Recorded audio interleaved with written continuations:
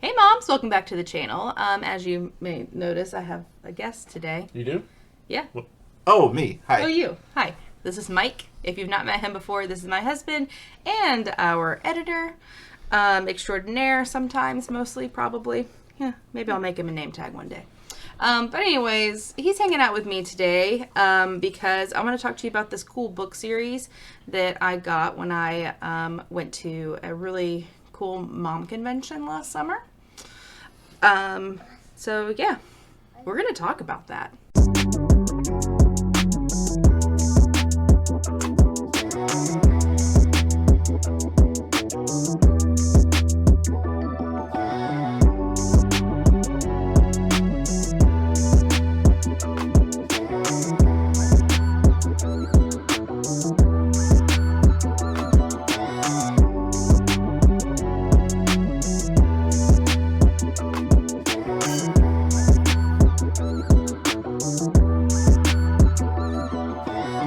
Right, so I had this really cool opportunity to go to a mom convention. It's called MomCon. Some of you may know I'm part of an organization called MOPS International, Mothers of Preschoolers.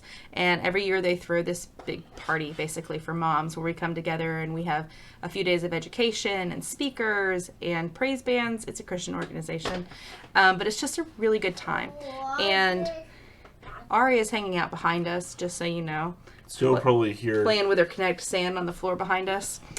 So you'll probably hear her every now and then, see the cats run around. But one of the classes I got to go to with my sister-in-law, Sarah, was called Marriage 365.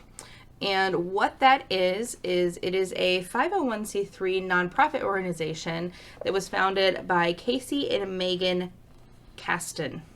And they are really cool people. I got to hear their whole story. I'm just going to read you the little about Marriage 365 first paragraph in one of the books, and then I'll tell you about the books. Known as the couple least likely to succeed, Casey and Megan faced every obstacle imaginable on the way to their happily ever after. After turning things around, they began sharing relationship and marriage tips on social media in 2013 and quickly realized that they weren't alone and that there was a demand for their resources. So they created Marriage 365 about a year later. And basically their marriage was doomed from the night of their wedding. Things fell apart really quickly. And they did everything that they could think of, that they could do to bring their marriage back. And they've been together for a long time now. So what I have is the 365 question books. The first one is 365 self-discovery questions, 365 connecting questions for couples, and 365 connecting questions for families. Mm-hmm. So the one we're going to go over today a little bit is for couples. Yep. Yeah. And one of the important things about this, about these books, is when you go through these questions, you're open, you're honest, you're using body language, physical contact when necessary, and using I statements like I feel this way. I feel this way, or I want to do that. And not like I feel that the wrong party in this argument is not me. No, because that's still you're wrong. Right. But no. So we're gonna go through some of these questions and see what we can do. Yeah, absolutely. And there's also a cheat sheet in the back. Apparently our daughter is so hungry. So hungry. Go get some muffins. Yeah. So just real quick before we start, there's 2 cheat sheets in the back of this. It's basically feelings that you can use to communicate, like words to express your feelings. Mm-hmm. If you can't think of the words, and phrases that express empathy, like this makes sense, I think you're right, things like that. And there's also blank pages. There's also blank pages so you can write notes. I see you. I see you, Mommy. I see you too, baby. I see you too. That's so funny. All right. Eat your snack. Or if your spouse doesn't want to do this with you, you can journal on these pages. Still go through the questions and journal, and then you can still try to involve them later. Right. So. And if your spouse really doesn't want to read it with you, just start a YouTube channel and do it on film. There you go. So, we were going to start January 1st, but it's February 6th. So Let's start with February 6th. We'll start with February 6th. All right. Actually, you know what? Let's start with February 1st. We'll go over a couple of the questions. Sure, why not? Let's do it. Okay. All right. February 1st. What are your expectations of how we spend Valentine's Day? So what day is Valentine's Day? On It's Monday? on a Monday. On a Monday. I'm pretty sure it's a Monday. It's gonna be a Monday, so you're gonna be at work. She's gonna be at school, so and I'll be at work too. I just work from home. But that evening, maybe we have we do have some steaks in the freezer. Maybe we have some steaks. Make her something special early, and then after she goes to bed, you and I have some steaks, maybe some red wine, watch a movie, maybe one of the Marvel movies that we still haven't watched yet. We do have Marvel movies to watch still. Yeah. We do like romantic movies, but we also really like Marvel movies. We really do. And Disney movies. We do. Yeah. But yeah, Anyways. that's what I was thinking. Just, nice, relaxing date on the couch. Okay. My expectations for Valentine's Day are Hold on, let me write this down. to wake up to a card and flowers or chocolate or both. That's my expectation every year. So that is not the lyrics to Chop Suey. But yeah. That doesn't always happen every year, and it's okay if it doesn't. But I think I just have. Okay, thank you. But that's generally my expectation, and again, I'm not disappointed if it doesn't happen. But I'm always just really excited when it does, because that's what I grew up with. My dad still does that, even until I was 18, living at home through school. I woke up on Valentine's Day, I woke up on my birthday, and I went into the kitchen or into the dining room, and there was a card with my name on it and a little gift for me, because that's just what my dad did growing up. Yeah. And still does for my mom. And generally speaking, if that doesn't happen, we have a conversation about it beforehand. Yeah, if the finances aren't there, I know it's not going to happen, and that's okay. That happens. That's definitely happened before. And again, I'm not disappointed. It's just that is my general expectation of what Valentine's morning looks like. The rest of the day, we'll see how it goes.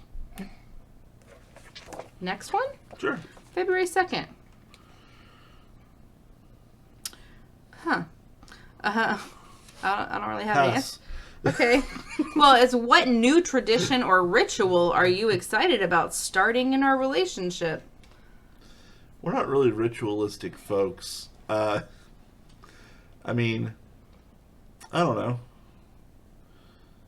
I'm excited for the child to do yoga with me soon. Yeah.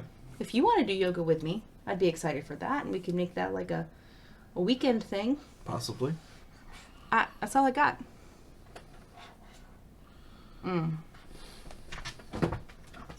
Nope. Some of these are pretty deep, and we don't really want to. It's not. We will talk about them. I'm going to read the questions to you, but we're not going to answer them all. How strong is your confidence and self-worth? I don't feel like crying on camera today. February 4th. What exactly does an orgasm feel like to you? February 5th. Is social media bringing us closer or making us more isolated and alone? That's a good question. Considering that outside of what she does for the channel and outside of what I do for the channel, we're both in marketing and social media for other organizations that we're members of. Yes. And I, for one, am not a fan of social media. Some platforms I'm more okay with than others. But He's on Twitter all the time, by the way, just in case you're wondering. yeah, All the time. but I'm rarely, if ever, on Facebook. Right. And You don't use Instagram very I don't often. use Instagram. Yeah, I mean that's pretty much it. And with Twitter, I'm not on all the time, just seasonally. Typically during like football season. 'Cause- I don't think that it brings us closer or isolates us, though. Games on his phone isolate us sometimes. Not social media, though. The only thing is he comes by it honestly. He has very strong opinions about different things, and sometimes I'm like, please don't comment them on social media because your name is attached to that, and some sports fans are crazy, and I do not want them to find out where we live. It's all about sports. It's not political and stuff like that. But yeah, I don't do politics online. no. But I mean, I guess if social media brings us closer at all, it's that we both do the social media and PR for our singing organizations that we're a part of. And so we can bounce ideas back and forth off of each other and kind of help each other out with that kind of stuff. Or he knows some things that I don't know, and I know a lot of things that he doesn't know.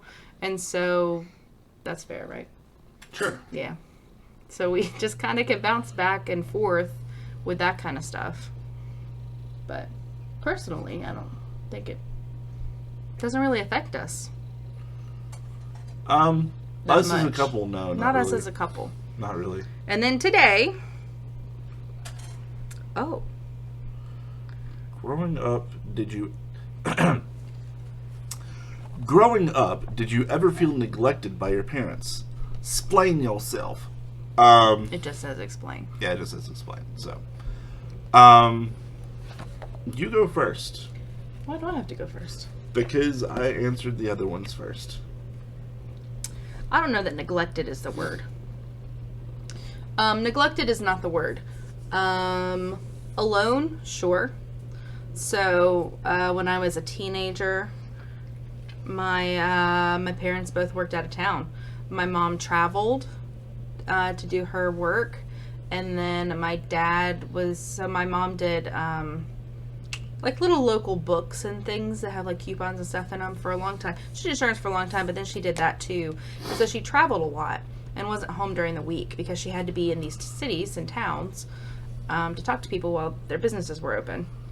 And this was in the early 2000s, so it's not like you're jumping on and emailing everybody because that wasn't the norm yet. And so she's gone a lot. And my dad was a construction worker most of my life, and so he would have jobs out of town, or at the very least his jobs kept him away for majority of the day. It was dark when he left, dark when he came home.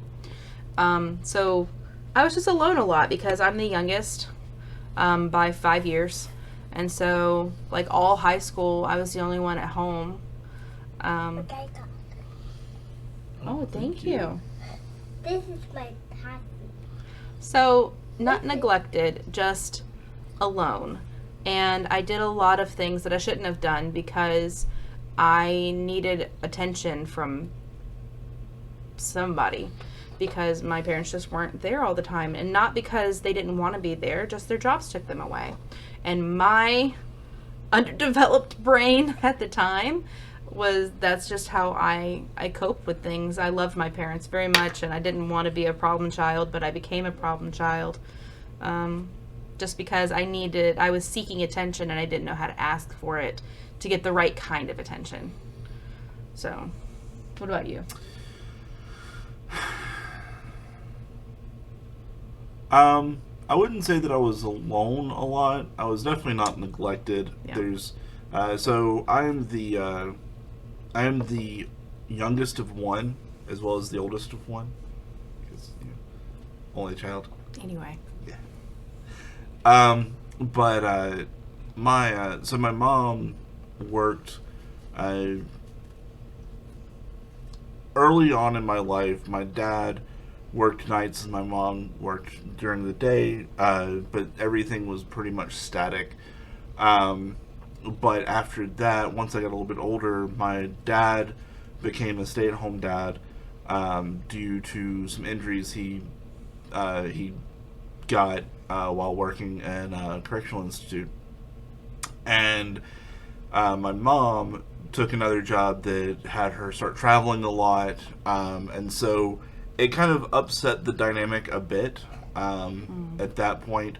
But my dad was always very attentive, but sometimes he would just need time to himself, which meant that I had quite a bit of time to myself at times. And the school that I was in, I can't really say that I had any friends. It's hard when you're the Episcopal kid in the Catholic school. Yeah. But so I had a couple of like childhood friends, but didn't really get to see them all that much. And then at school, didn't really have any friends there. And then when I got home, my dad would either want to have time to himself or not. It depends. So I was left with my own devices quite a bit, but it wasn't. But at the time, I was kind of a loner anyway. I didn't really and you were a better child than I was. You were a better teenager than I was. I got in a lot of trouble when I was a teenager. True. But, once I became a teenager and got into high school, I got more friends. I got more friends and did a lot more things on my own. I've always been very independent from my parents. I have a very good relationship with them. I have a very close relationship with them. But they raised me to be a very independent person. And so I think part of mine is that I come from such an emotional family. And it's not that we weren't raised to be independent. I mean, we were taught to do things, around the house, how, like, we needed to get jobs. Like, we were taught to be independent people, but at the same time, we're all such emotional beings. And we come by it very honestly from our parents that I needed more of the, I sought out emotional connections everywhere. Because I thought I needed emotional connections everywhere. Right. You know what I mean? Like, does that make sense? And I think that kind of plays into, like, outside of just our marriage, it kind of plays into raising our child, too, though. Mm-hmm. She's a very emotional being. But she has so many friends. And we are also very attentive to her needs. And not, like, overbearing or anything, but we try to be in tune with her emotions. Yeah. So it's really difficult when she goes through these like swings of growth spurts because those emotions get a little crazy. Pray for us for when she's a teenager, I guess. I don't know. It's gonna be crazy. She may be like me and be more independent and less maybe and less emotionally dependent on others. Yeah. I mean, I see her as kind of a mix between us. She loves spending time with us, but she also really enjoys not being around us and doing her own thing. And so, like, when she started preschool, most kids will, like, cry and be like, no, I want my mommy. She left me at the door. Yeah, she was like, hey, bye. And walked right in. Yeah. Oh, man. We did it again. The thing about us became about our kid. It's my fault. I mean... But everything about us is about our kid, though. Well, and from what I understand, like, once the kid's born, then you don't matter. It's still just all about your kid. But... Anyway. I think, and this is something we've talked about, that last question. That's definitely something that we've talked about before, of, like, growing up. And one of the reasons is, like, figuring out how to, like, connect with each other of, like, what was it like for you growing up and things like that. And it was similar but very different at the same time. Very similar in that, we went on trips with our families. Our moms did. Our moms were away working a lot on trips, and at least for the like teenage years. But I mean, I think we've figured out like from our childhood of things that we want to do differently in the emotional respect with our kids. And we all things we want to do the same. Like and the same. For example, the trips and stuff that we took.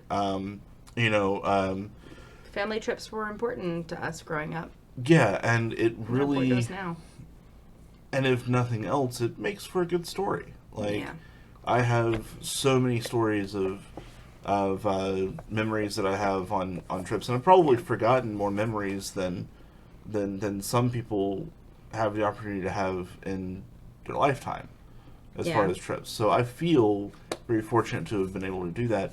I want to have that. I want to provide that same that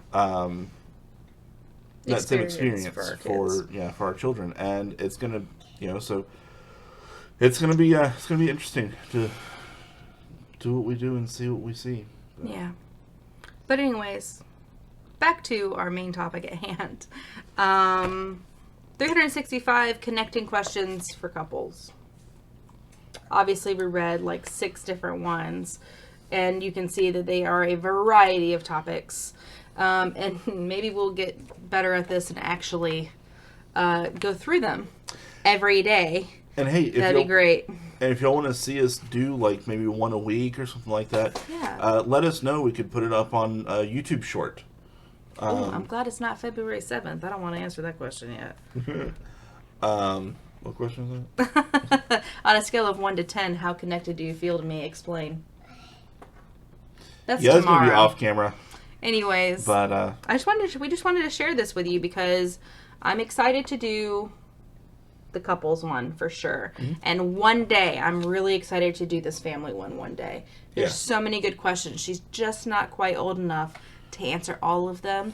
But I think by this fall, when she turns 4, I think she'll be able to answer a lot of them. Yeah. So I'm excited to start that one with her. And then I think we both could do the self-discovery questions for sure. Yeah. There's some hard-hitting questions in there. But anyways, we are recommending this book to you. If you don't want the whole series, that's fine. But definitely 365 connecting questions for couples, we are recommending to you. I think it's good because, again, all good relationships can be better. We'll link it down below, their website, where you can get the books. And yeah, I think that's all we have for you today. Hopefully you enjoyed this. Hopefully you maybe got excited about the opportunity or possibilities of doing this with your spouse or significant other. I think so. I think we're going to have a good time going through all these. There's some serious ones, but there's some fun ones. Yeah. So. Yeah. All right. Well, check out the links below. Make sure you're following us on social media, at Momestly Me on Facebook, Instagram, and Twitter. Also, please check out our, what's that website? Patreon? That's the one. Oh boy, words are hard sometimes. Check out our Patreon. There's going to be special stuff. Maybe, you know what? I bet Mike and I will probably answer a few more of these questions and put it up as a special Patreon video on the Patreon account. There's different levels you can sign up for. There's special gifts that you get for the different levels too. Check it out. It helps support our channel and the things that we like to do because we have a lot of fun things coming up for you this year. We're going to go out and do some things. Yeah. So check it all out. Subscribe. Hit the thumb. Give us a like. We'll see you in the next one. Bye, Moms.